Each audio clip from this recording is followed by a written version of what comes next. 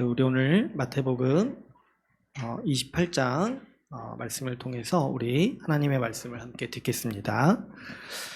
우리가 이번 달 계속해서 성례에 대해서 나누고 있고, 또 이제 특별히 세례에 대해서 우리가 같이 함께 배우고 듣고 있습니다. 어떻게 보면은 우리가 지금 와서 세례를 다 받았고, 이미 다 받았고, 또 이제 당분간 이제 앞으로 어떻게 보면 세례 받을 사람도 없는데, 이렇게 이제 세례에 대해서 배우는 게 이제 무슨 의미가 있냐, 이렇게 이제 우리가 생각할 수 있을 것 같아요. 그러나 제가 이제 반복해서 말씀을 드렸지만, 이 성례가 하나님께서 우리에게 베푸신 아주 특별한 은혜의 방편이기 때문에 이 성례를 함부로 대하는 것은 우리 영혼에도 큰 불행이고, 또 우리가 이제 말씀을 살펴보면서 알겠지만은 이 성례를 함부로 대하는 사람에게 하나님은 반드시 심판하신다라는 것을 우리가 볼 수 있게 됩니다. 그렇기 때문에 우리가 이 성례를 다시 배우면서, 우리가 비록 이 세례에 대해서는 우리가 모르고 받았을 수도 있고, 우리가 살면서 그동안 아무런 의미도 부여하지 않고 이렇게 살아왔을 수 있습니다. 그러나 우리가 지금 이 시기에 있어서 이 세례에 대해서 다시 배우고 생각하면서 이 세례에 합당하게 지금 살아간다라면, 우리가 받은 세례를 우리는 귀하게 여길 수 있는 것이고, 그것이 헛되지 않았다라고 고백할 수 있는 것이기 때문에, 우리가 지금 이렇게 세례를 배우면서 우리가 세례 받은 자로서, 이미 받은 자로서 이제 어떻게 살아야 되는가에 대해서 우리가 같이 함께 나누고, 또 이 말씀들을 살피고자 합니다. 제가 이제 지난주에도 말씀드렸다시피, 이 주님께서는 이 성례에 우리 신앙과 또 우리 삶의 중요한 교리들을 아주 요약으로 담아 놓으셨어요. 그래서 우리가 이 세례만, 이 성례, 세례와 성찬을 잘 이해하기만 해도 우리가 어떤 사람이고, 또 우리가 어떻게 살아야 되는 것이고, 또 이 교회가 무엇인지, 이 중요한 교리들을 우리가 이해할 수 있기 때문에 우리가 이 성례를 제대로 알고 세우는 것이 우리에게 합당한 삶의 방식인 것을 믿습니다. 그래서 이제 우리가 세례에 대해서 이렇게 나눌 때, 이제 우리가 세례의 의미를 정확히 알고 세례받은 자로서 살아야겠다, 이런 마음을 우리가 품기를 바랍니다. 특별히 이제 지난 시간에 우리가 이제 세례에 대해서 회개 세례이기도 하고 시스메 세례다, 이렇게 이제 말씀을 드렸었는데요. 오늘은 이제 복습을 안 하려고 해요. 오늘 이제 행사가 많아가지고 보니까 제가 좀 자제해야겠다 생각이 들어서, 성찬도 있고 그러니까, 그래서 이제 복습을 안 하고 대신에 그 딱 제목으로 기억하기가 좋죠. 이 회개의 세례고 이 시스메 세례다. 우리가 회개하는 마음으로 세례를 받은 것이고, 우리 하나님께서는 우리의 죄를 완전히 다 씻으셨다, 우리가 깨끗해졌다라는 것을 공표하시기 위해서 이 세례를 물로 이 씻음 받는 예식으로서 우리에게 주셨다는 거죠. 오늘 이제 우리가 두 번째로 살펴볼 이 세례의 의미는 뭐가 있냐면, 이 세례가 오늘 우리 이제 설교 제목처럼 제자들에게 받으라고 하신 이 세례라는 거예요. 그래서 이 세례는 예수님의 제자가 된다라는 의미가 있습니다. 특별히 우리가 읽은 이 마태복음 28장의 이 본문 말씀을 보면은, 이 말씀이 오늘 이제 그 모든 민족에게 향해서 나아가라 이렇게 하고 있으니까, 우리가 이 말씀을 많은 분들이 이제 선교를 향한 명령이다, 이렇게 이제 많이 받아들이십니다. 물론 이제 그것도 맞고, 근데 이제 우리가 또 자세히 보니까 뭐도 명하고 있어요. 19절에서 보시면 세례를 베풀라 이렇게 명하고 있습니다. 세례를 베풀라. 그러니까 이제 세례를 행해라, 예수님의 이 교회가 세례를 행하라 이렇게 말씀하신 것도 예수님의 명령이라는 거예요. 그래서 이 마태복음 28장 19절 20절의 이 명령은 이 세례를 행하라는 명령으로도 우리가 받아들일 수 있는 거죠. 그런데 이제 어떤 사람에게 이 세례를 베풀라라고 오늘 이제 분명히 여기서 이제 아주 명시적으로 말씀을 하시냐면은, 19절에 보니까 어떻게 말씀을 하고 계세요. 제자로 삼아서, 먼저는 제자로 삼아서 세례를 베풀라라고 말씀하고 있습니다. 그러니까 교회가 세례를 베풀기 전에 반드시 해야 될 일이 있는데 그게 뭐냐니까 그 사람들을 예수님의 제자로 삼으라는 말씀인 거예요. 그러니까 이 세례는 예수님께서 어떤 의미로 또 받으라고 말씀을 하시는 겁니까? 예수님의 제자가 된 자를 공식적으로 선언하는 예식으로서 이 세례를 베풀라라고 말씀하고 계시는 거죠. 그래서 이제 언젠가 이 말씀을 근거로 교회 안에서 많은 이제 좀 반성했던 일들이 좀 일어났던 것 같아요. 뭐냐니까 우리가 지금 세례를 베풀고 있는데 과연 예수님의 제자를 삼고 있냐는 거예요.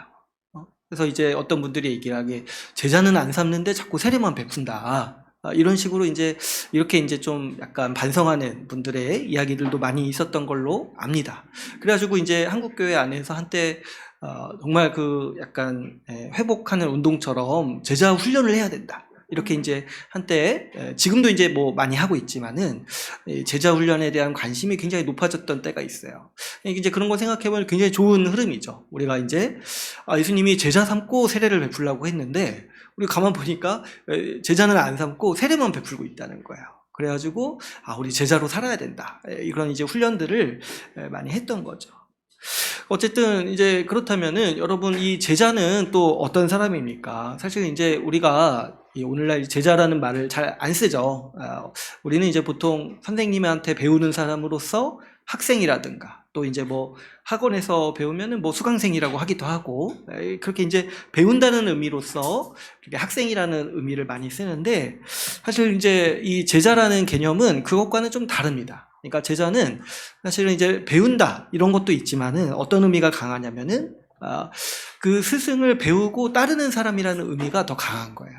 그러니까 배우기도 하지만 그 스승을 따라간다는 거예요. 근데 이제 뭐 우리가 학교에서 배우는 학생이라든가는 그렇지 않잖아요. 선생님한테 배우긴 하지만 뭐 선생님을 따라한다든가 뭐 그런 의미가 이제 강하진 않죠. 그러나 이제 제자는 선생님으로부터 배울 뿐만 아니라 그 선생님을 본을 받아서 따라한다. 따라가는 사람이라는 의미가 굉장히 강한 거죠. 그래서 이제 예전에 이 도제식으로 이렇게 가르치는 어떤 분야들이 있잖아요. 뭐 이렇게 목수라든가 뭐 이렇게 아주 전문적인 기술이 필요한 영역들은 제자와 스승의 관계가 아주 명확하죠. 그 스승으로부터 배울 뿐만 아니라 그 스승의 가치관이라든가 삶의 정식을 다 따라가는 거예요. 그래가지고 1대1로 학습을 받고 스승으로부터 지도를 받는 거죠. 어쨌든 그래서 오늘날에는 이제 제자라는 개념이 많이 이제 희미해졌지만 오늘 이제 성경 본문에서 제자라고 표현을 할 때는 예수 그리스도로부터 배울 뿐만 아니라 예수 그리스도의 배운 그 말씀대로 살려하고 그래서 결국에는 예수 그리스도를 따라 살려고 하는 사람들 이런 사람들을 가리켜서 이 성경은 제자라고 하는 거죠. 그렇기 때문에 여러분 오늘 우리가 읽은 이 본문 말씀을 보면은 이 제자가 어떤 사람인지에 대해서 설명하고 있는 본문이 20절이에요. 20절을 한번 보시면 어떻게 말씀하고 있어요? 내가 너희에게 분부한 모든 것을 가르쳐 지키게 하라. 그러니까 이제 세례를 주라는 명령 그 앞뒤로 제자를 삼고 그 제자가 어떤 사람이라는 거예요? 예수님이 가르친 모든 것을 다 배우는 사람 그리고 어떻게 해요? 그것을 지키는 사람이다 라고 이렇게 설명을 하고 있는 것입니다. 그러니까 여러분 우리가 이 세례를 받는 자라는 거는 예수님의 제자라는 의미고 제자라는 건 또 어떻습니까? 예수님의 말씀을 배워야 돼요. 근데 이제 뭐 단순히 한번 듣고 배우는 것이 아니라 예수님이 말씀하신 모든 것을 배워야 돼요. 이 모든 것 다시 말해서 이 성경의 모든 부분을 다 배워야 돼요. 다 배우면서 또 어떻게 해야 돼요? 그 말씀대로 살려고 해야 된다는 거죠. 그래서 이 누가 세례를 받고자 이렇게 마음을 먹는 거냐면 바로 이런 사람들 예수님의 제자로 살고자 하는 사람들이 세례 받고자 하는 것이고 그 제자로서 공인을 받는 그 예식이 바로 이 세례 의식인 거죠. 그렇다면 여러분 이 반대로 교회는 어떤 사람에게 세례를 줘야겠습니까? 그런데 이제 먼저는 교회의 책임이 있죠. 뭐냐면 모든 것을 다 가르쳐 지키게 하라고 했잖아요. 그러니까 교회는 어떤 책임이 있어요? 예수님의 모든 말씀을 다 가르칠 책임이 있는 거예요. 먼저는 그래서 열심히 배우도록 해야 되는 거예요. 그래서 뭐 한순간 배웠다가 그만두는 것도 아니고 지금 예수님의 모든 가르침을 다 배워야 되는 거예요. 모든 가르침을 다 배워야 돼요. 그래서 먼저는 교회는 예수님의 말씀을 잘 가르쳐야 됩니다. 그리고 그 말씀을 잘 배우고 그 말씀대로 살려고 하는 사람에게 이 세례를 베풀어야 하는 것이 예수님이 명령하신 의도고 또 이 예수님의 뜻인 거죠. 그런데 이제 안타깝게도 교회 안에서 이제 항상 어려움이 있었던 게 뭐냐면 이 세례의 기준, 어떤 사람이 세례를 받느냐 했을 때 예수님의 제자가 세례를 받는다 이렇게 생각을 하고 있으니까 교회 안에 이제 항상 있었던 어려움 중에 하나가 뭐냐면 세례 받는 자가 적은 거예요. 세례 받는 자가 적은 거예요. 그 예수님도 말씀을 하셨잖아요. 그 나를 따르는 길이 좁은 길이라고 말씀하셨잖아요. 그 좁은 길은 어때요? 찾는 사람이 적어요. 가려는 사람이 별로 없어요. 그러니까 마찬가지로 우리가 이제 특별히 뭐 부흥의 때가 아니고서야 이 교회가 항상 겪는 어려움 중에 하나가 뭐냐면 이 예수님의 길, 제자로 삶을 살려고 하는 사람이 많이 없을 수가 있다는 거예요. 그럴 때 이제 우리가 이제 연초에 교회사도 살펴봤지만 그때마다 이제 교회는 어려움을 겪기도 하고 또 뭐 어떻습니까? 유혹에 빠지기도 하는 거예요. 어떤 유혹이요? 그냥 좀 세례를 좀 이 기준을 좀 낮춰가지고 좀 많은 사람에게 세례를 주고 좀 많은 사람을 교회 안에 들어오도록 해야 되지 않겠는가? 그래야지 복음도 더 많이 전파되고 또 교회도 힘을 얻을 수 있지 않은가? 이런 식의 어떤 생각도 하게 되는 거고 그런 좀 어려움을 겪게 되는 거죠. 그래서 이제 지금 와서 보면은 그때 시작한 어떤 이 세례를 베푸는 어떤 기준을 낮추는 방식이 지금은 이제 너무 커져가지고 지금 와서 보면은 이 어떻게 보면은 사람도 그렇게 많이 안 늘어나는데 세례 베푼다고 뭐 교회 나오지 않잖아요, 그죠? 근데 이제 여전히 세례는 기준을 낮춘 기준대로 주고 있고 또 어때요? 교회 교인 숫자도 줄고 있는 정말 너무 어려운 상황을 지금 우리가 겪고 있는 현실을 보게 되는 거죠. 이 세례를 주는 기준을 너무 많이 낮췄어요, 보니까. 그래서 이제 뭐, 보게 되면은 뭐, 보통 어떤 교회들이 세례를 어떻게 주냐니까, 뭐 다 그런 건 아니겠죠. 그러나 이제 좀, 저도 이제 평균적으로 보면은, 그냥 이제 출석만 잘하면 이렇게 주기도 하고, 또 때로는 뭐예요?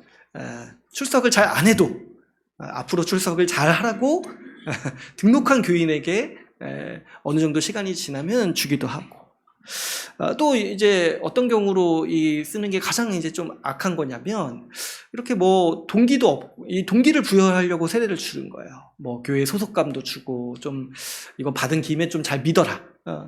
믿질 않지만 지금 안 믿지만 세례 받은 김에 좀 믿어라. 이런 식으로 이제 세례를 주는 거예요. 근데 이제 이게 왜 가장 악한 일이냐면은 이건 세례를 미신처럼 돼가는 거예요. 미신처럼. 예수님은 믿는 자에게 세례를 베풀라고 하셨는데 이 세례 받았다고 해서 믿는 게 아니거든요. 근데 마치 세례를 그렇게 이제 행하는 거잖아요. 이런 게 이제 우상숭배의 방식이에요. 우리가 뭘 하면은 거기에 이제 영적인 효력이 있다고 보는 거예요.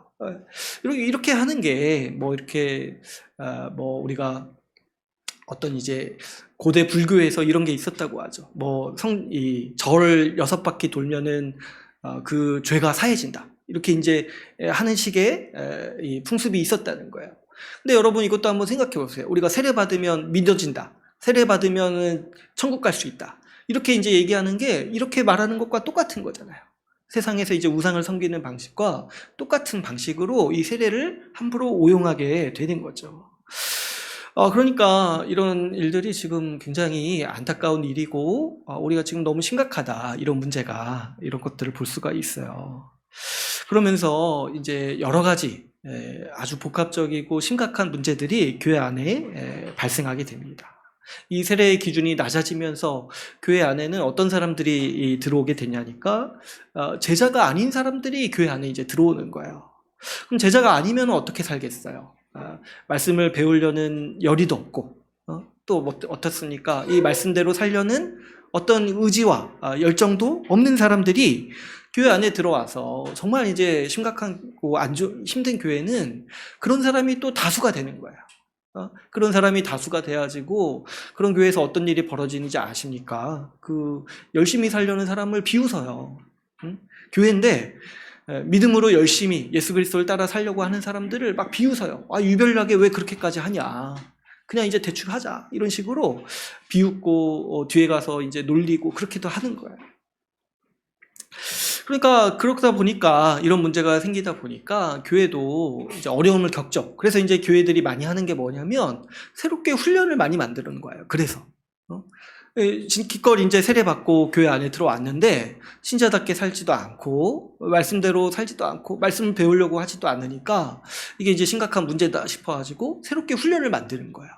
그래서 이제 제가 앞에도 말씀드렸지만 뭐 제자 훈련, 뭐 훈련, 뭐 훈련 다 있더라고요. 뭐 가족에 대한 모든 훈련이 있어요. 보니까 아버지 훈련, 어머니 훈련, 자녀 훈련 이런 거 없나 모르겠네요. 자녀 훈련 보내고 싶어요. 이런 건 아무튼 자녀 훈련 하여튼 훈련 이렇게 다 갖다 붙여가지고. 근데 이제 이게 왜 필요하냐면 애초에 신자답게 살지를 않으니까 이런 훈련들이 다 필요한 거예요.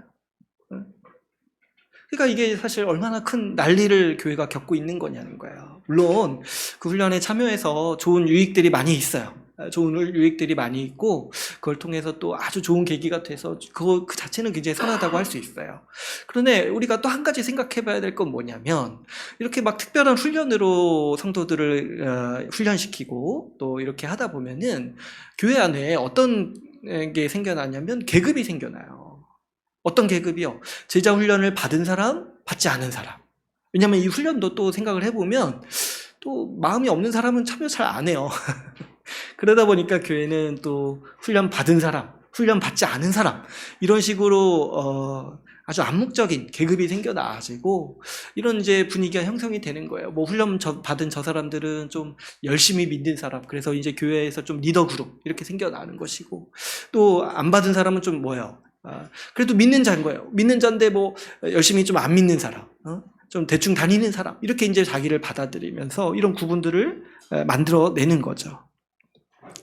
그러다 보니까 자꾸 우리가 신앙을 어떻게 구분을 하냐면 믿는 자 중엔 두 분류가 있다고 보는 거예요. 뭐냐면 열심히 믿는 사람이 있고 열심히 안 믿는 사람이 있다는 거예요.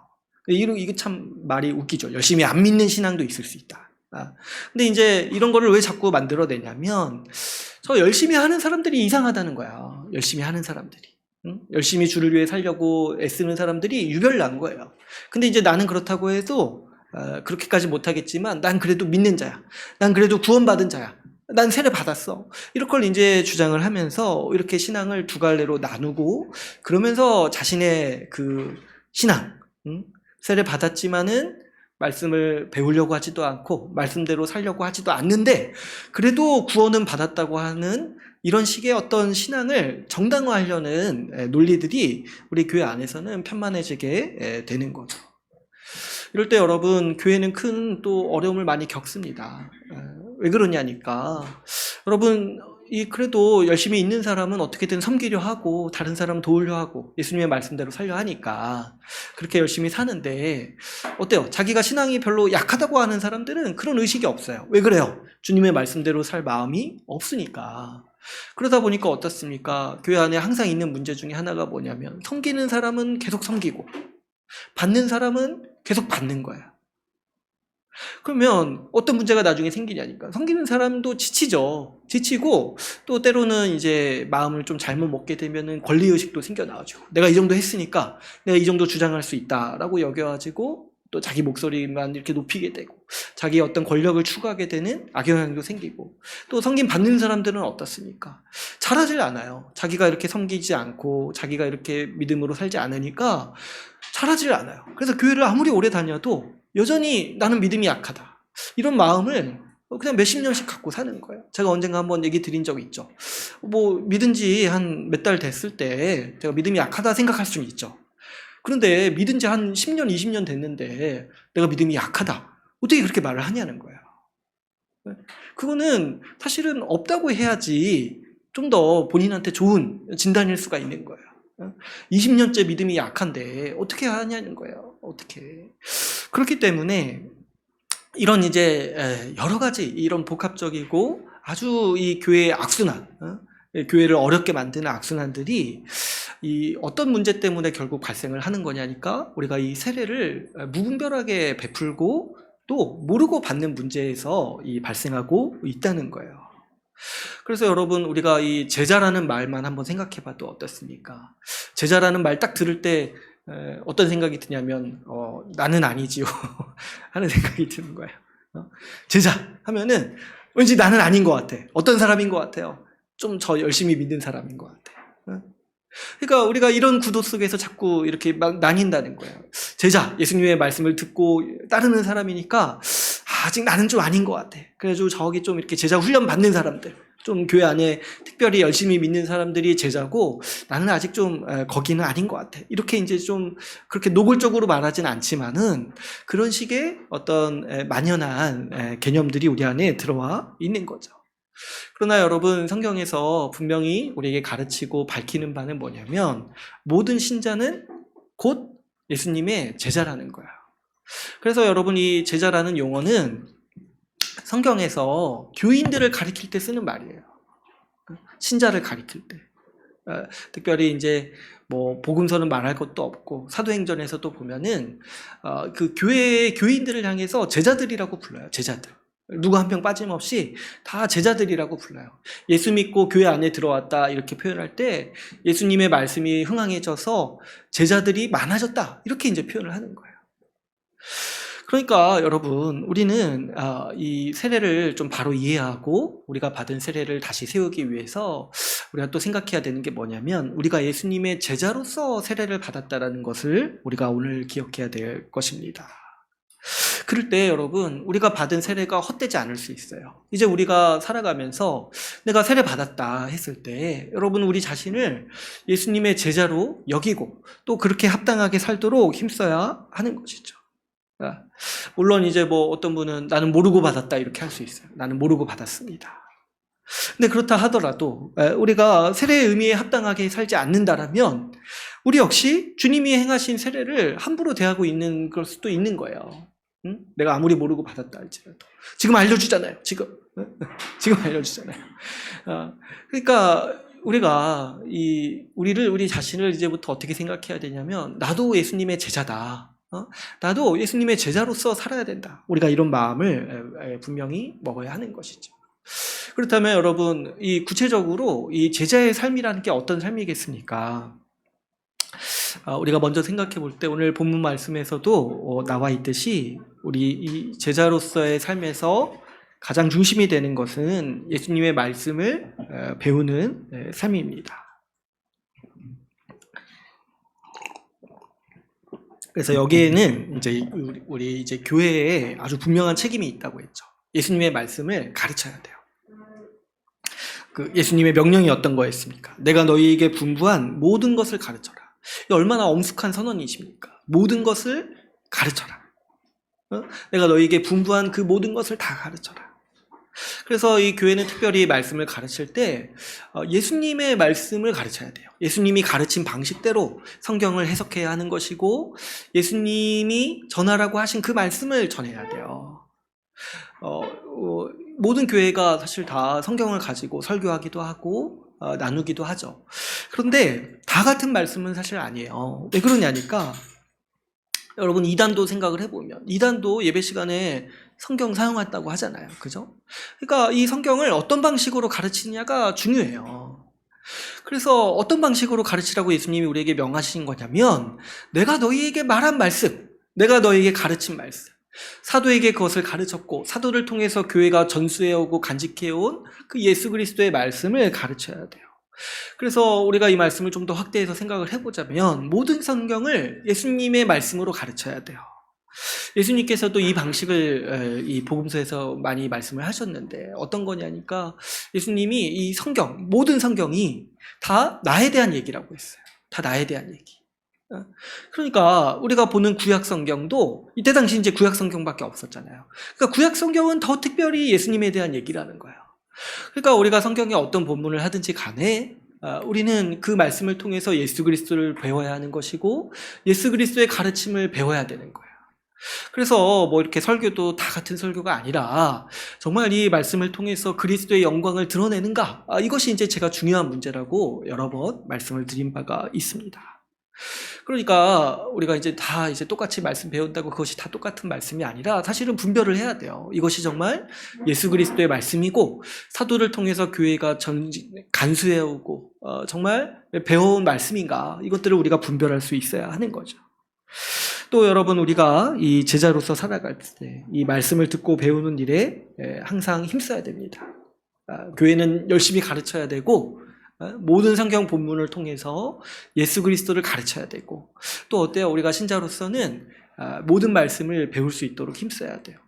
뭐 이렇게 과거에 내가 열심히 배웠다고 해서 뭐 지금 좀 안 해도 되겠지 이렇게 생각하면 안 돼요. 뭐 우리가 이제 뭐 교만해질 때도 있죠. 많이 배우다 보면 그런 마음이 들 때가 있어요. 근데 이제 한때 많이 배웠다고 하고 한때 열심히 공부했다고 지금 안 해도 된다고 생각하면은 그거는 아주 이 말씀을 전체를 이제 오해하고 있는 것과 같은 거예요. 왜 그러냐니까, 여러분, 말씀을 배우라는 게 어떤 의미로 말을 하는 거냐면 말씀으로 지식을 쌓으라는 측면도 물론 있지만 그것만 얘기하는 게 아니에요. 왜 그러냐니까, 우리 존재 자체가 여러분 말씀을 먹고 사는 존재이기 때문에 우리가 항상 말씀을 듣는 일에 힘쓰라는 거예요. 이거는 우리에게 삼시세끼를 잘 챙겨 먹어라 하는 말씀과 똑같아요. 말씀을 배우는 일에 힘써라, 이거는 우리가 삼시세끼 잘 챙겨서 먹어라, 굶지 말고 다녀라, 이 말을 하는 것과 똑같은 말씀이라는 거예요. 우리 신자는 말씀이 없으면 그 영혼이 죽습니다. 이 우리의 영혼이 말씀을 먹고 사는 존재로서 하나님이 만드셨기 때문에 그렇죠. 마태복음 4장 1절에 예수님이 사탄에게 시험 받으실 때 어떤 시험을 받으셨냐니까, 그 40일 굶주린 끝에 사탄이 와가지고 돌을 가리켜서 떡으로 만들어서 먹어라. 물론 이제 빵이겠죠. 떡이 아니라. 빵으로 만들어서 먹어라. 이렇게 유혹을 했죠. 그때 예수님께서 하신 말씀, 이 구약의 신명기 말씀을 인용하신 말씀이 뭐냐니까, 사람이 떡으로만 살 것이 아니오 하나님의 입으로 나온 모든 말씀으로 살 것이다. 그 말씀, 하나님의 말씀을 듣는 것 자체가 지식을 쌓아서 의미가 있는 경우도 있지만은 그 지식이 아니라 그 말씀을 들음으로써 우리가 신자로서 힘을 얻고 위로를 얻고 그 하늘의 능력을 얻는다는 거예요. 영의 양식이라고 그래서 이제 표현을 많이 하는 거죠. 그 말씀을 항상 듣는 것이 우리가 신자로서 살아가고 무엇보다도 그 예수님의 제자로서 살아가는 삶에 그 영양분을 공급받는 이 원동력이라고 할 수가 있습니다. 또한 아까도 얘기했지만 제자는 어떤 사람입니까? 말씀을 듣기만 하는 사람이 아니라 어떻게 한다고 했어요? 말씀을 듣고 행하는 사람이라고 했어요. 제자는 예수님의 말씀을 들을 뿐만 아니라 따라서 지키는 사람입니다.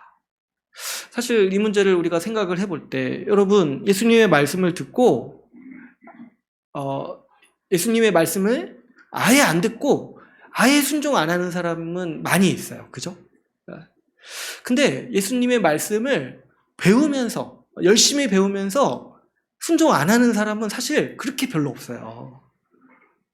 우리가 이거를 그래서 막 두 개로 나눠서 생각하면 사실은 안 돼요. 왜 그러냐니까, 실제적으로 보면은 예수님의 말씀을 열심히 배우면서 순종은 또 열심히 안 하는 사람은 사실은 별로 없다는 거예요.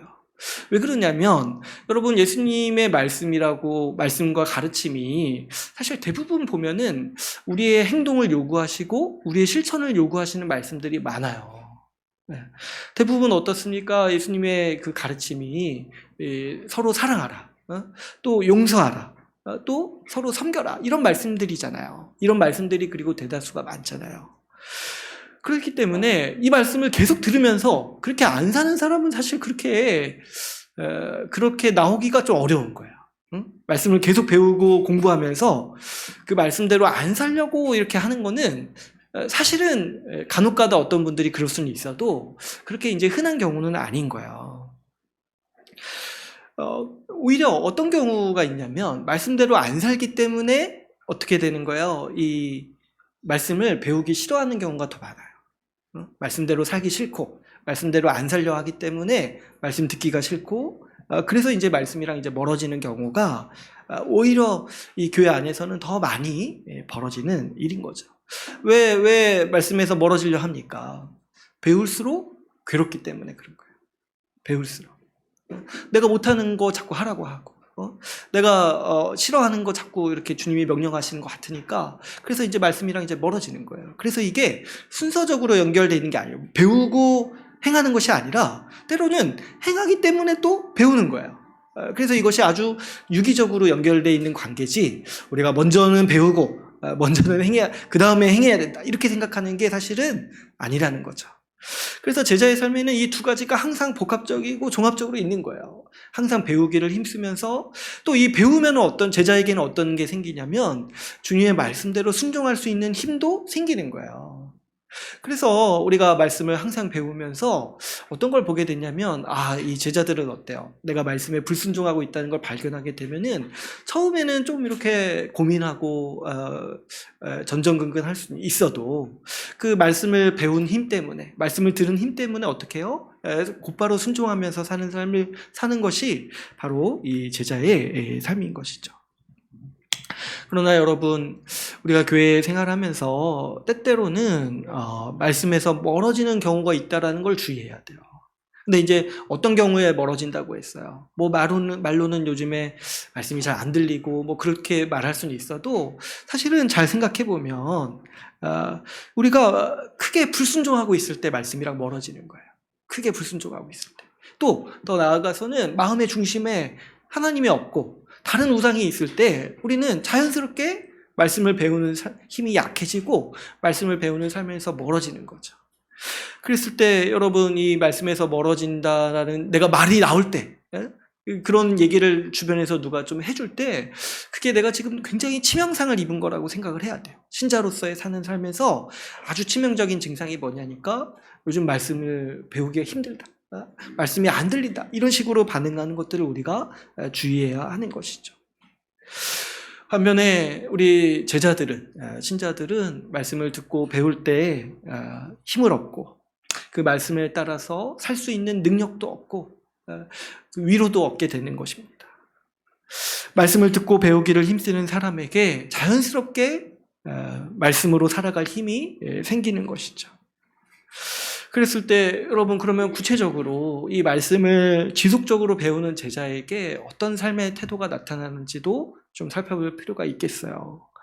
먼저는 여러분, 우리 예수님께서 분명히 말씀하신 바가 많습니다.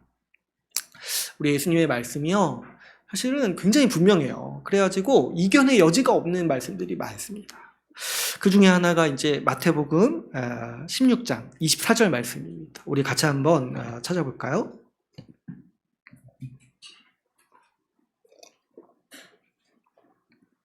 우리 마태복음 16장 24절 말씀 같이 한번 읽어보겠습니다. 시작.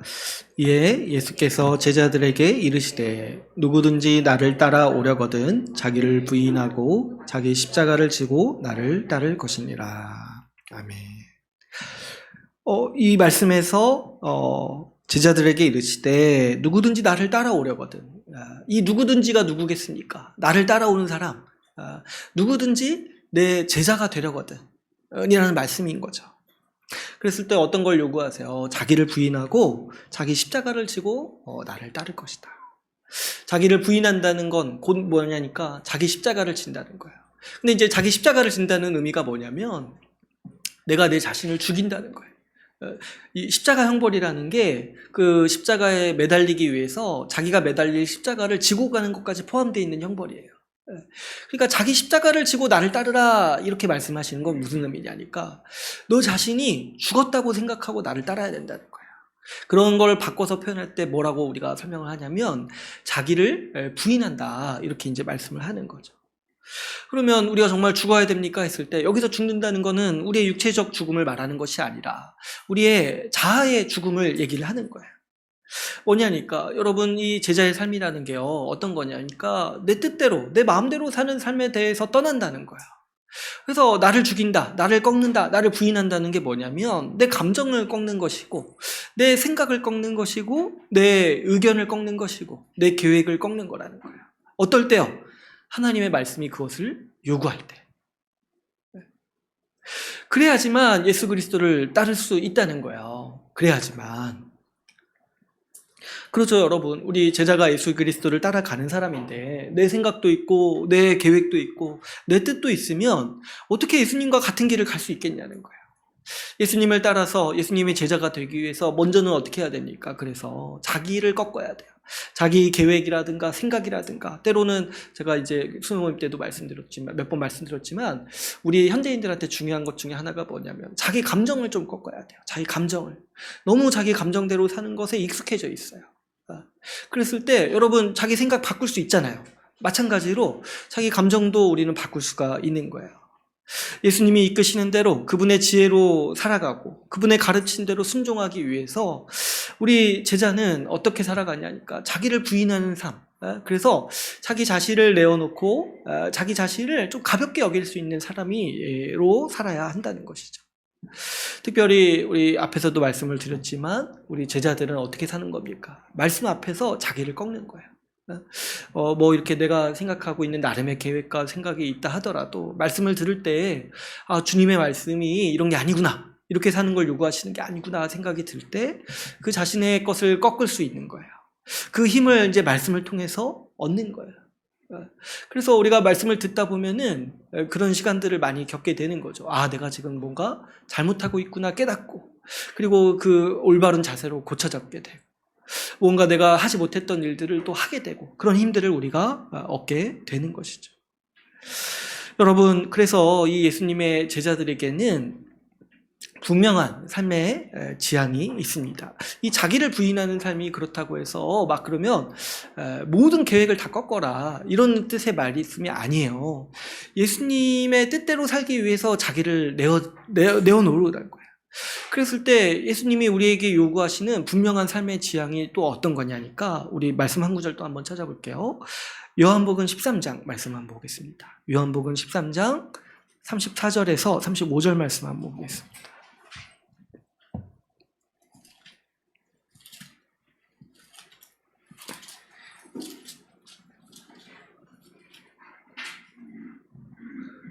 우리 13장 34절에서 35절 말씀 같이 한번 읽도록 하겠습니다. 같이 읽을게요. 시작.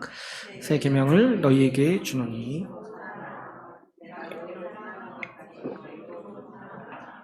너희도 서로 사랑하면 이로써 아멘. 여기도 어떻게 말씀하세요? 내 제자로서 살기 위해서 어떻게 해야 되냐는 거예요. 너희가 서로 사랑하라. 이것이 이제 예수님의 가장 첫째가는 계명이고 우리 삶에 요구하시는 그 삶의 대표적인 이 모습에 대해서 딱 한 문장으로 얘기하자면은 서로 사랑하라. 그러니까 예수님의 말씀에 순종하는 삶이 어떤 모습입니까? 얘기를 하면은 먼저는 자기를 부인하는 삶이라고 할 수 있는데, 왜 자기를 해야 되냐 했을 때 너희가 서로 사랑하라는 거예요.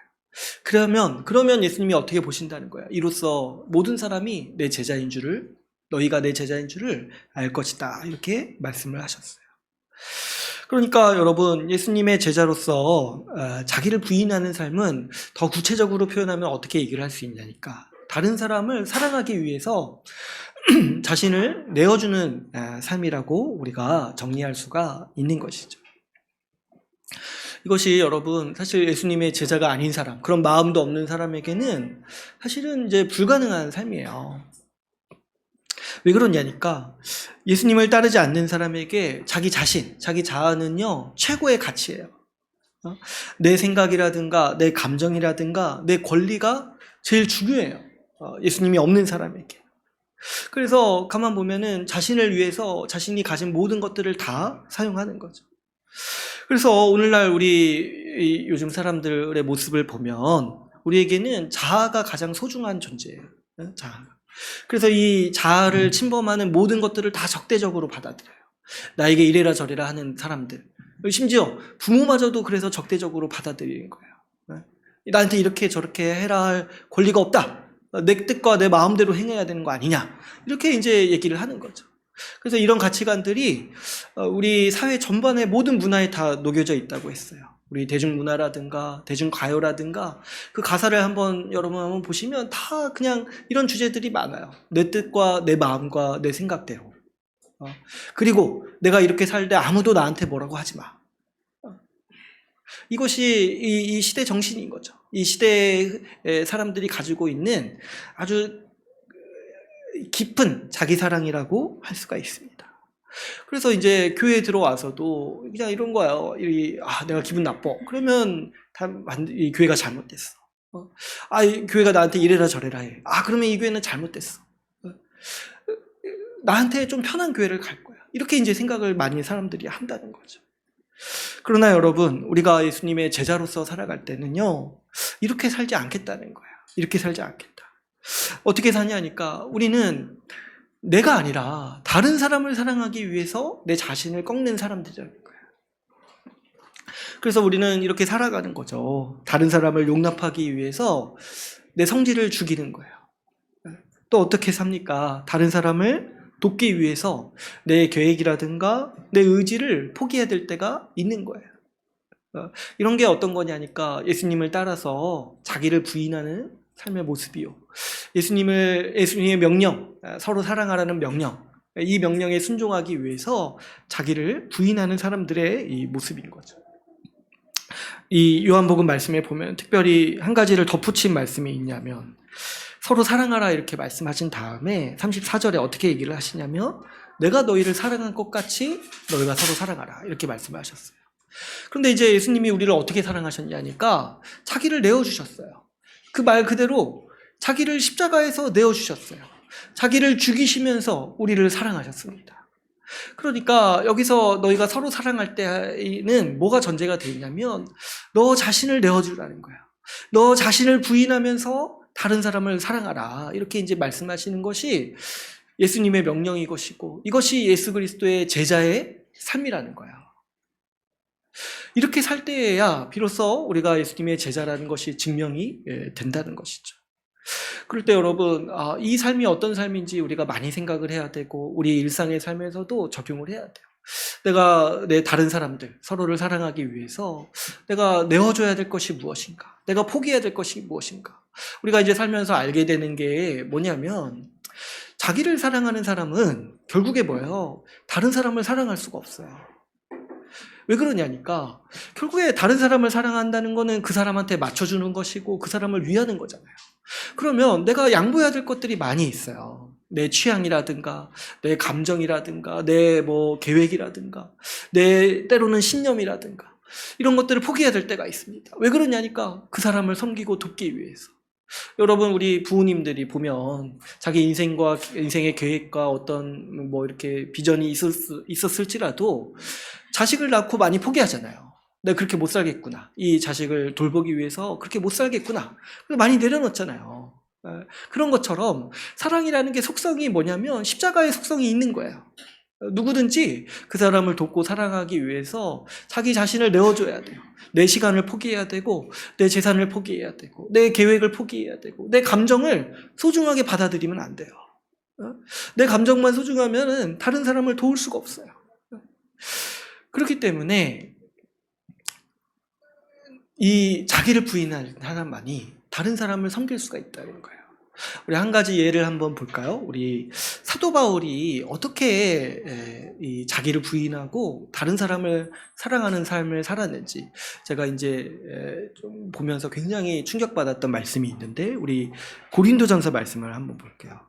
고린도전서 9장 말씀, 9장 19절에서 23절 말씀 한번 보겠습니다. 고린도전서 9장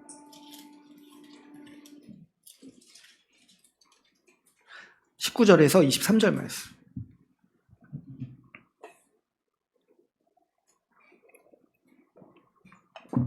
같이 한번 읽어보겠습니다. 읽어볼게요. 시작. 모든 사람에게서 자유로우나 스스로 모든 사람에게 종이 된 것은 더 많은 사람을 얻고자 함이라. 유대인들에게 내가 유대인같이 되고자 한 것은 얻고자 함이요 율법 아래에 있는 자들에게는 내가 율법 아래에 있지 아니하나 율법 아래에 있는 자같이 된 것은 율법 아래에 있는 자들을 얻고자 함이요 율법 없는 자에게는 내가 하나님께는 율법 없는 자가 아니요 도리어 그리스도의 율법 아래에 있는 자이나 율법 없는 자와 같이 된 것은 율법 없는 자들을 얻고자 함이라. 약한 자들에게 내가 약한 자와 같이 된 것은 약한 자들을 얻고자 하며, 내가 여러 사람에게 여러 모습이 된 것은 아무쪼록 몇 사람이라도 구원하고자 함이니, 내가 복음을 위하여 모든 것을 행함은 복음에 참여하고자 함이라. 아멘. 지금 바울이 자기 삶을 이렇게 조명할 때 내가 어떻게 살았는가 했을 때, 유대인들에게는 내가 유대인처럼 살지 않지만, 그리고 그 가치관에 동의하지도 않고 오히려 지금 그 가치관을 경멸하지만, 그래도 유대인들에게 얻기 위해서, 유대인들을 사랑하기 위해서 그들에게 맞춰줬다는 거예요. 또 어떻습니까? 이방인들에게는 이방인들에게 맞춰줬다는 거예요. 또 약한 자들에게는 약한 자들을 얻고자, 그들을 돕고 섬기고자 그들에게 맞춰줘서 나도 약한 자처럼 살았다는 거예요. 그래서 결론적으로 어떻게 얘기를 합니까? 22절에 내가 여러 사람에게 여러 모습이 되었다, 이렇게 얘기를 해요. 이랬을 때 여러분, 이 사도 바울의 이 말씀이 얼마나 충격적이냐니까, 우리의 삶의 방식과 너무 다르지 않냐는 거예요. 사도 바울은 마치 지금 자기가 없는 사람처럼 행동하고 있어요. 자기가 없어요. 원래 지금 자기가 없어요. 그냥 사도 바울에게 중요한 게 뭐냐니까, 지금 내 옆에 있는 사람을 돕는 거예요. 그 사람에게 복음 전하고 그 사람을 섬기고, 그래서 그 사람이 생명을 얻게 도록 하는 것에 온 초점이 맞춰져 있어서 자기 자신이라는 사람이 없어요. 자신이라는 사람이 없어요.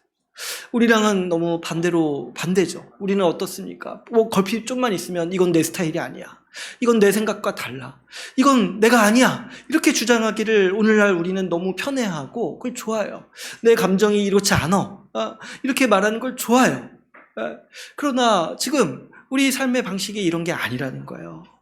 그럴 때 여러분, 자기를 부인하라는 게 뭐냐면 이런 걸 꺾으라는 거예요. 내 취향이라든가 내 어떤 뭐 계획이라든가 내 뜻이라든가 내 신념이라든가 이런 거 꺾는 건데, 근데 이제 뭐 무조건 꺾어라 이런 게 아니는 거예요. 뭐냐면 다른 사람을 사랑하기 위해서 자기 자신을 꺾으라는 거예요. 그랬을 때 여러분, 우리에게 이러한 삶이 필요한 것입니다. 우리 자신도 자기 자신을 너무 소중히 여기지 말아야 돼요. 이것이 이 세대를 본받는 모습이에요. 이 세상을 본받는 모습. 자기의 감정이라든가 자기의 선택, 이런 것들을 소중히 여겨가지고 이런 것들이 침해받을 때 내 존재 자체가 그냥 위협받는 것으로 여기는 태도, 이런 것들을 여러분, 이런 것들과 거리를 멀리해야 돼요. 우리가 제자로서 살아간다는 거는 이런 삶과 결별했다는 거예요. 이제 내 자신으로 살지 않고 예수님의 제자로 살기로 결정했다는 거예요.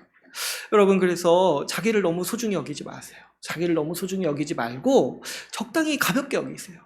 제가 이렇게 그런 마음이 들 때마다 가지는 생각이 어떤 거냐면, 나는 아무것도 아니라는 생각을 자주 해요. 나는 아무것도 아니다. 제가 뭐 이렇게 감정이 생기고, 사람이니까 감정도 생기고 저도 의견이 있을 수 있잖아요. 근데 이제 어떤 공동체를 섬기기 위해서, 어떤 이제 대의에 동참하기 위해서 꺾어야 될 때 제가 많이 되뇌이는 게 뭐냐면, 나는 아무것도 아니라는 거예요. 내가 뭔데? 내가 뭔데? 내 감정이 어떻고 내 의견이 어떻고 이런 거 주장해가지고 화평을 망치고 다른 사람 섬기는 일에 뛰어들지 않을 수 있겠냐는 거예요.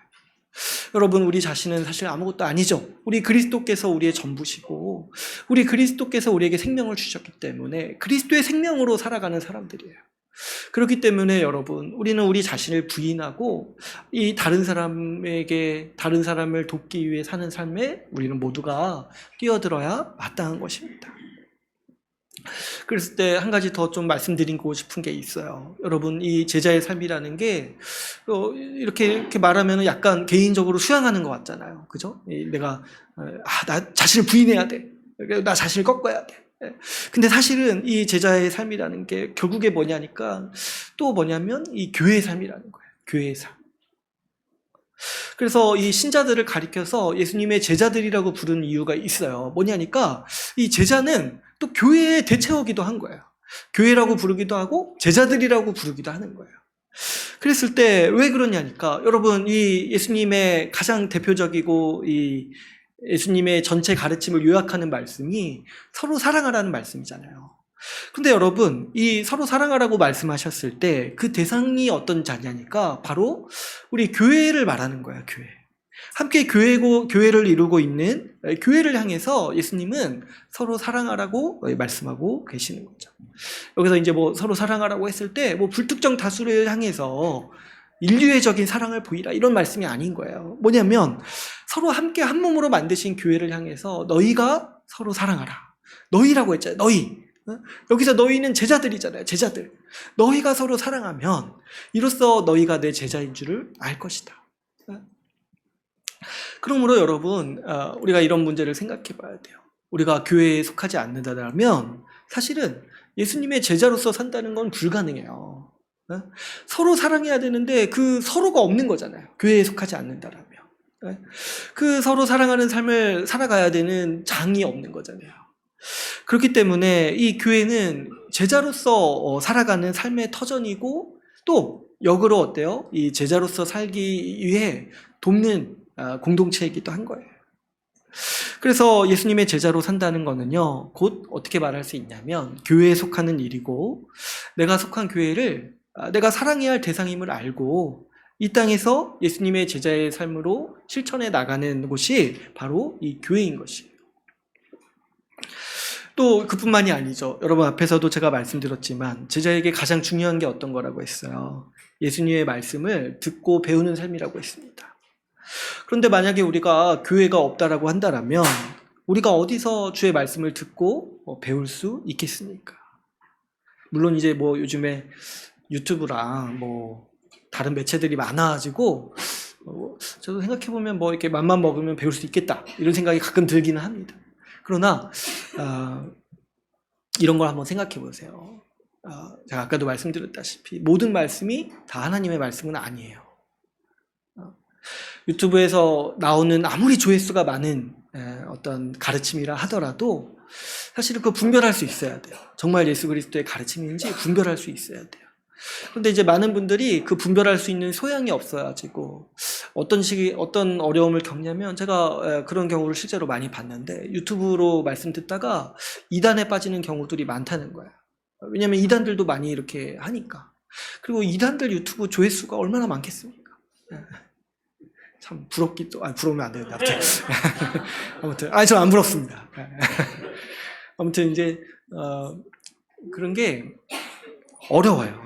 내가 말씀 들을 자를 내가 선택한다라고 이렇게 생각을 하면요, 사실은 그건 배움이 잘 안 돼요. 왜 그러냐면 결국에 내가 듣기 좋은 거 찾아서 듣지 않겠어요? 그 유튜브라는 바다에서 뭐 하나 좀 듣다가 처음엔 좀 기쁘게 듣다가 가만 들어보니까 좀 마음에 안 드는 거 있어. 그럴 때 어떻게 하기 쉽겠어요? 에이 뭐 딴 것도 있지. 계속 선택해 가면서 듣지 않겠어요? 근데 이런 게 뭐냐면 이런 게 저주예요, 여러분.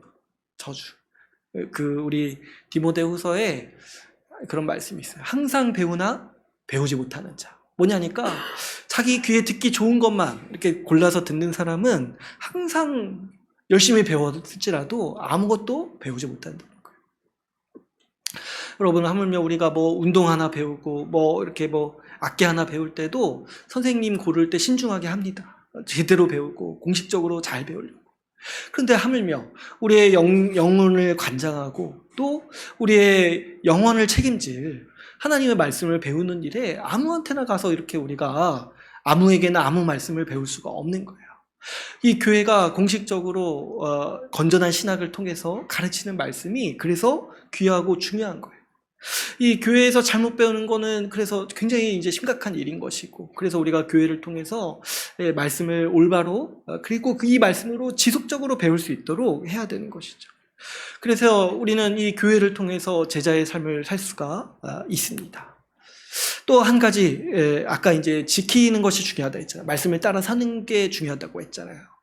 오늘 우리가 이제 읽은 말씀, 마태복음 28장 20절 말씀에 예수님이 교회를 향해서 특별히 명령하신 게 뭐냐면 세례를 주고 말씀에 따라 살도록 지키도록 하라고 했어요. 지키도록 하라. 그러니까 이거 어떤 말씀이냐니까 세례 받은 자들을 지도하라는 말씀이죠. 말씀에 따라 살 수 있도록 권면하고 또 행여나 실수하고 넘어질 때 다시 일으켜 세우도록 지도하고 권면하라는 말씀으로써 이렇게 교회에게 명하신 거예요. 여러분, 우리가 교회 지도가 없이는요, 사실 제자로서의 삶을 사는 게 굉장히 어렵습니다. 여러분, 우리가 우리 자신을 잘 알잖아요. 우리는 순간순간 그냥 내 마음대로 살기를 원하는 사람이에요. 특별히 뭐 이렇게 뭐 사회에서 어떤 환경이 바뀌거나 뭐 어떻게 어디 문제가 생기면 우리는 딱 처음 내 마음대로 살고 싶어하는 마음들이 가장 크게 반응하는 사람들이에요. 그럴 때마다 우리는 우리를 잡아주고 지도해주는 교회가 필요합니다. 제가 그래서 수요 모임 때 한번 말씀드렸죠. 내가 엇나갈 때 아무 얘기도 안 하는 공동체가 제일 위험한 것이다. 내가 좀 이렇게 불편하고 좀 어려울 때 뭐라도 해주는, 말 한마디 해주는 그곳이 좀 그 당시에는 불편할 수 있어도 거기야말로 천국이라고 제가 얘기했어요. 이게 천국이라고 생각을 해야 된다고 했어요. 주님은 교회에 이런 사명을 그래서 맡기신 거예요. 말씀을 지키도록 하라. 지키도록 이 지체들을 권면하라는 거예요. 이런 것들은 우리가 피차해야 되는 거죠. 피차. 목사도 설교를 통해서 하지만은 우리가 살아갈 때 옆에 있는 지체들이 좀 어려움을 겪고 있을 때 가서 위로해 주기도 하고 또 조언이 필요할 때 믿음으로 권면해 주기도 하는 게 이 교회의 지도가 발휘되는 모습인 거예요. 예수님이 그래서 이 교회를 통해서 세례받게 하신 이유가 여기에 있습니다. 예수님의 말씀에 따라 살도록 지도를 받으라는 거예요. 그래서 오늘 본문 말씀에서 마태복음 28장 말씀에서도 지키게 하라 이렇게 말씀하면서 말씀에 합당하게 살도록 교회가 지도하라고 명령하고 있습니다. 특별히 우리가 받은 이 세례 받을 때 여러분 이제 기억하실 분도 있겠지만은 세례 받기 전에 서약을 합니다.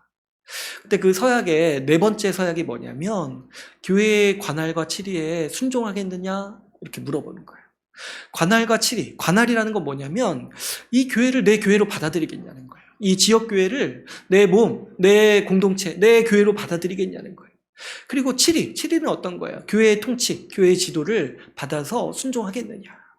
그래서 이 교회에 들어와서, 세례준 교회에 들어와서 이 교회를 내 교회로 여기면서 살고 이 교회가 나에게 행하는 지도를 받아들이겠냐 이렇게 이제 묻는 것이 네 번째 세례 서약이에요. 그리고 그 세례 서약에 동참하는 자에게 세례를 베푸는 거죠. 그러니까 이 세례에는 어떤 의미까지 있다고 봐야 되는 거예요. 교회의 지도에 내가 따르겠다. 그래서 그 지도권 아래, 치리권 안에 내가 들어가겠다. 이렇게 이제 우리가 서약하면서 세례를 받습니다. 그러니까 여러분 사실 우리가 이제 흔히 생각하듯이 좀 내 감정대로 살 거야. 내 의지대로, 내 계획대로 살 거야. 이렇게 생각하시는 분들은 사실은 세례를 받으면 안 돼요. 그거는 제가 앞에서도 말씀드렸다시피 세례를 만홀하게 여기는 거예요. 하나님이 베푸신 세례 자체를 무시하는 거예요. 그렇기 때문에 여러분 이 세례는 어떤 사람들이 받냐니까 제자들이 받는 것이고 곧 이 교회가 예수님의 제자들인 것이라는 것이 이 세례를 통해서 드러나는 예식이 바로 이 세례인 거예요. 안타깝게도 이 세례를 무시하는 것들이 굉장히 심각하고 정말 저도 이 묵상하면서 얼마나 우리가 하나님께 범죄하고 있는지 마음이 너무 아픈데 앞에서도 말씀드렸지만 오늘날 이런 모습들을 우리가 많이 잃어버렸습니다. 신자는 제자로 살지 않고 또 교회는 그런 신자들을 제자로 살도록 가르치거나 지도하지도 않고 그러다 보니까 어때요? 교회도 어렵고 신자의 삶도 어려운 악순환이 반복되고 있습니다. 오히려 더 나아가서 이 제자의 삶과 더 반대되는 삶의 모습들을 우리가 보게 됩니다. 자기를 부인하고 다른 사람을 사랑하면서 살라고 말씀하셨는데 오히려 교회 안에서 이기적이고 자기만 알고 그렇게 살아가는 사람들이 교회에서 세례를 받는다는 거예요. 이런 사람들이 또 어떻게 사냐니까 교회를 생각하지 않아요. 교회를 생각하지 않고 자기 자신의 감정과 계획이나 그런 뜻만 생각하면서 살아가면서 결국엔 또 교회도 힘들어지는 일들이 이러는 거예요. 이랬을 때 이것이 얼마나 지금 우리가 크게 정말 주님을 향해서 무례를 범하고 있는지 얼마나 그 성례를 함부로 여기고 있는지를 우리가 보게 됩니다. 그래서 여러분 이 세례를 함부로 행한 대가가 굉장히 크다는 거예요. 세례를 대충 받은 잘 모르고 받은 우리도 불행하지만 사실 세례를 무분별하게 주는 교회도 그만큼 힘들어요. 제자로 살 마음이 없는 사람에게 세례를 줌으로써 교회는 수많은 이제 혼란을 양산하고 있습니다. 또 여기에 더해서 우리가 이제 나중에 말씀을 통해서도 살펴보겠지만 하나님은 세례를 함부로 여기는 사람들을 죄 없다 보시지 않으세요. 그래서 이제 고린도전서 말씀에 보면 성례, 특별히 거기서 이제 성찬을 얘기할 때 성찬을 함부로 여기기 때문에 너희 중에 병든 자도 많고 잠든 자도 많다. 그러니까 죽은 자도 많다. 이렇게 이제 경고하세요. 그러니까 성례를 함부로 대할 때 하나님은 분명히 벌하신다는 거예요. 왜 그렇습니까? 여러분, 우리가 복음을 함부로 여기면 분명히 심판이 있겠죠. 예수 십자가 복음을 함부로 여기면. 마찬가지로 그 복음의 요체를 담은 이 성례를 함부로 여길 때 하나님은 거기에 대해서 분명히 그 피를 무시는 거죠. 물으시는 거죠. 그렇기 때문에 여러분, 우리는 이 세례나 성찬, 이 두 가지 성례를 귀하게 여기고 우리가 이제 과거에는 좀 이렇게 그런 생각이 없었더라도 우리가 이제 이 교회 안에 들어와서 성례를 배우면서 이 성례를 지금이라도 바로 세우는 것이 반드시 필요하고 중요한 일인 겁니다. 우리가 특별히 이제 이 세례를 다시 받을 수는 없어요. 세례를 다시 받을 수는 없습니다. 정말 다시 받고 싶으신 분은 제가 저번 주에 어떻게 하라고 했어요? 꿈을 구하세요. 꿈에서 다시 받았어요. 왜냐면 이미 베푼 세례를 할지라도 우리 주님이 그만큼 소중히 여기시기 때문에 공식적인 세례인 거예요. 공식적인 예식인 거예요. 그래서 이것이 그때 그 세례 잘못됐다고 다시 한다는 거는 그건 더 심각한 일인 거예요. 그래서 우리가 지금 어떻게 살아야 되냐면 우리가 이미 받았지만은 그 받은 세례를 귀하게 여기고 그 세례 받은 사람으로 지금 합당하게 살아가는 게 그래서 지금 의미가 크다는 거예요. 특별히 이제 우리 교회는 이런 현실을 좀 극복해보고 뭔가 다시 한번 좀 제대로 세워보자라는 의미로 우리는 정혜원 서약을 지금 받고 있습니다. 정혜원 서약을 통해서 교회 회원을 이제 세우고 있는 거죠. 그런데 이제 정혜원 서약은 이 세례 서약은 물론 아닙니다. 그런데 이 세례 받았음을 기억하고 그 의미에 합당하게 살자는 취지가 있어요. 어떤 서약들을 우리가 정혜원을 통해서 하게 되냐니까 결국에 이런 내용들을 하게 되는 거예요. 이 교회를요, 나랑 상관없는 그냥 내가 다니고 출석하는 그런 곳이 아니라 내가 속한 교회, 내 교회로 받아들여서 이 교회 일원으로 살면서 이 교회 안에서 서로 사랑하면서 사는 삶을 사겠는가? 또 교회와 함께 제자의 삶을 살기 위해서 말씀을 배우는 삶에 정말 전력을 다하겠는가? 그리고 이 교회의 지도를 받아서 이 말씀으로 사는 이 제자의 삶을 계속해서 해 나가겠는가? 이것들을 가지고 우리가 이 정혜원 서약을 하는 거예요.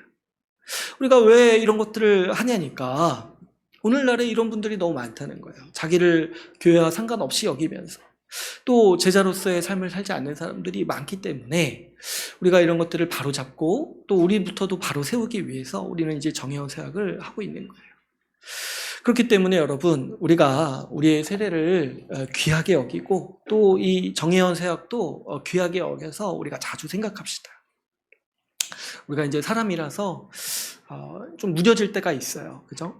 이 서약한 내용에 대해서도 좀 기억이 좀 희미해질 수도 있고 좀 그 의미가 희미해질 수도 있어요. 그래서 이제 제가 생각한 게 좀 매년 한 번씩 이 정혜원 서약에 대해서 한번 말씀을 같이 나눠야겠다. 이 세례 서약에 대해서도 좀 말씀을 나눠야겠다 좀 생각을 해요. 그래야지 우리가 좀 마음을 또 새롭게 하고 또 나태해졌거나 무뎌졌던 마음도 좀 바로 잡아야겠다 이 생각이 듭니다. 여러분, 이런 거 한번 생각을 해보세요. 우리가 자꾸 이런 것에 대해서 무뎌지고 서약을 했는데 무뎌지고 또 그 마음을 잃어버린다 이런 거 한번 생각을 해보세요. 그랬을 때 여러분, 우리가 안 그래도 지금 어떤 문제가 있냐면 세례를 가볍게 여기고 살아온 인생이 많아요. 이게 큰 거예요. 대부분은 사실 모르고 그랬어요. 사실 준 사람 책임이 더 크죠. 그죠? 준 사람 책임이 더. 근데 이제 제가 생각해보면 주신 분들도 때로는 모르고 주셨을 거예요. 받는 분도 모르고 받았을 확률이 큽니다. 그래서 그렇게 살아온 인생이, 우리 인생에 보면은 굉장히 횟수가 많죠. 세례도 그렇지만 성찬도 그래요. 성찬도 모르고 참여해온 인생이 굉장히 깁니다. 그래서 예전에 제가 이제 한 3, 4년 전에 4, 5년 전일 것 같아요. 4, 5년 전에 성례에 대해서 말씀을 드렸을 때 우리 성도분들이 저한테 개인적으로 많이 했던 얘기가 그건 거예요. 자기가 이런 걸 왜 이제 알았다. 이제 알았다는 거예요. 지금 30살 넘었는데 이제 알았다는 거예요. 교회 다닌 지 몇십 년 지났는데. 그랬을 때 이게 귀하다는 걸 이제 알았으니까 지금 이제 우리가 열심히 이 성례를 바로 세우기 위해서 살아가는 게 아주 큰 의미도 있고 그게 필요하다는 거죠.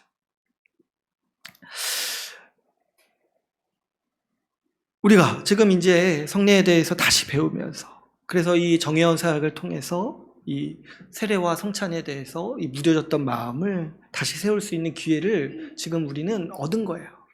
그러니까 이게 또 얼마나 귀합니까? 우리가 평생을, 어떻게 보면 평생을 정말 성례를 함부로 대하면서 살 수도 있었는데, 우리 주님께서 우리에게 특별히 은혜를 베푸셔서 우리에게 이 성례에 대해서도 다시 알게 하시고, 이 성례를 향한 마음을 다시 세울 수 있는 사역도 다시 하게 해주신 거예요.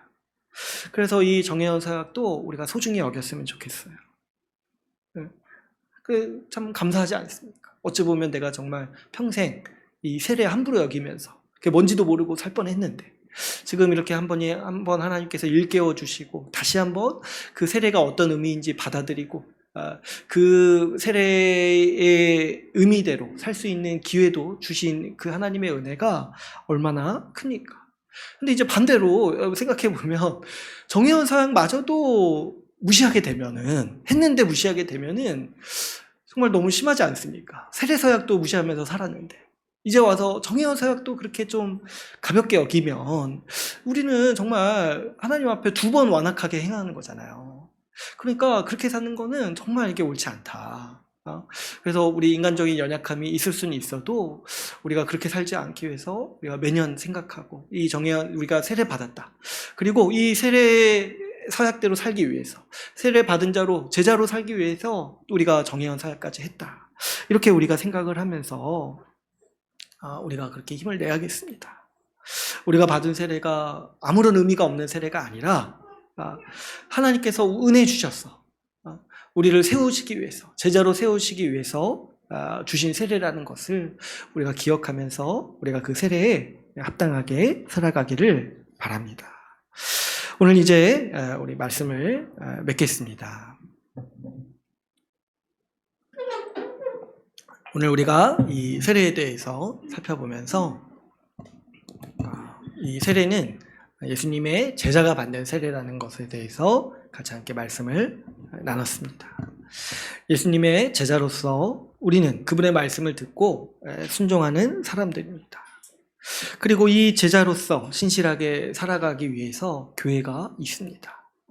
교회에서 말씀을 배우고 교회의 지도를 받고 교회를 내 몸과 같이 사랑하며 우리는 예수님의 제자로서 살아갑니다. 우리가 이 세례받은 자로서 합당하게 예수님의 제자로 살아갑시다. 주께서 세례의 의미를 우리에게 가르쳐 주시고 세례받은 자로 살아갈 수 있는 교회를 주신 은혜가 큽니다. 우리가 세례를 함부로 여길 뻔했는데 주께서 우리가 받은 세례의 영광을 회복할 기회를 오늘날 우리에게 주셨습니다. 우리가 세례 교인으로서 제자로서 살아갈 때 우리 주님께서 큰 위로와 복으로 우리를 인도해 주실 것이며 우리의 믿음과 또 우리의 신앙이 더욱더 장성한 분량으로 자라게 하실 것을 간절히 바라고 소망합시다. 오늘 우리 말씀을 마치고 같이 기도하는 시간을 가지려고 합니다.